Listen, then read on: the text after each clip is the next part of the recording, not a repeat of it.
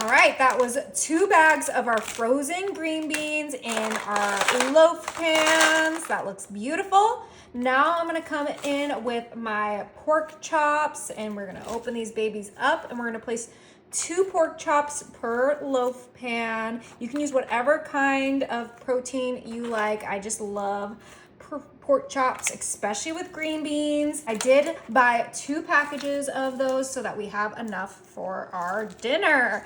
All right, and we're just getting these right on here. These are kind of thinner chops, so keep that in mind for cooking time. Perfect. Now I have my salted butter and I cut these into little pads of butter and we're gonna add at least 1 pad per pork chops, but we'll evenly distribute them if we have any extras.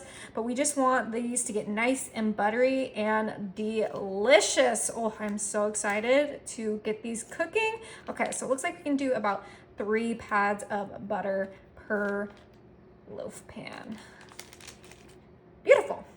Now we're gonna go ahead and season this. I'm gonna start off with some black pepper, but just season this however you like your chops. You could do some ranch seasoning, you could add some chili pepper flakes, you could add whatever you like.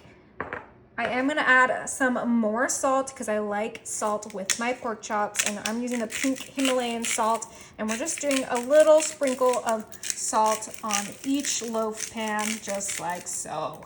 And you already knew this was coming. We are gonna add some garlic powder onto this. And some of you guys might be thinking I'm seasoning this too much, but trust me, you wanna be able to taste the seasonings and all the flavors. So this is gonna be the perfect amount. I might even be doing not enough seasonings. So, adjust to your liking.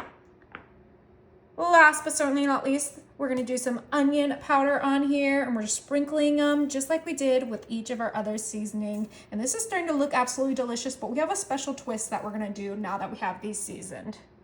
Shimmy this to the side, bring in a medium-sized bowl, and then I have some stuff in here. This is the traditional stuffing, and we are going to add about half of that bag. We don't need the full box. And then into our stuffing, we're not making it the way the box says. We're just gonna add some applesauce to our stuffing. I mean, what is better than pork chops and applesauce? All right, add a little bit of that. We'll see how it looks, and we can adjust to see if it looks too dry and add more. So we don't need to add any butter. We have plenty of butter already on our chops. You don't need to add any water. The applesauce is gonna do all the work for us because, I mean, it's gonna make this stuffing a whole new type of stuffing. I absolutely love applesauce with pork chops. I love green beans with pork chops. So I thought doing an all-in-one would be the perfect idea. And then it's kind of like a meal prep too, because we have those loaf pans that come with the lids. And then so I can eat 1 today and save the other 3 for the rest of the week. But I think this is looking absolutely delicious. So yeah, just 2 things for your stuffing, that box stuffing and some applesauce. We can bring back our loaf pans and we're gonna evenly distribute this right on top of our pork chops. Oh my goodness.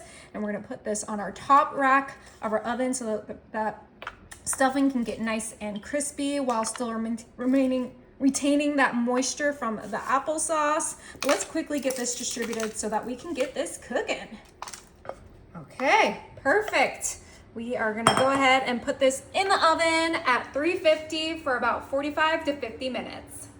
All right, our pork chop, stuffing, green bean dinners are ready. And I know you guys might be thinking there's a little too much pink on those, but don't worry, we temp them and they are cooked to temp. So let's go ahead and give one a try.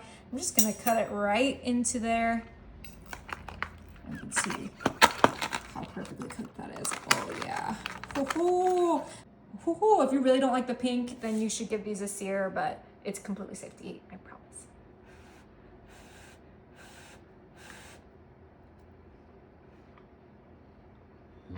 Is it good? Wow.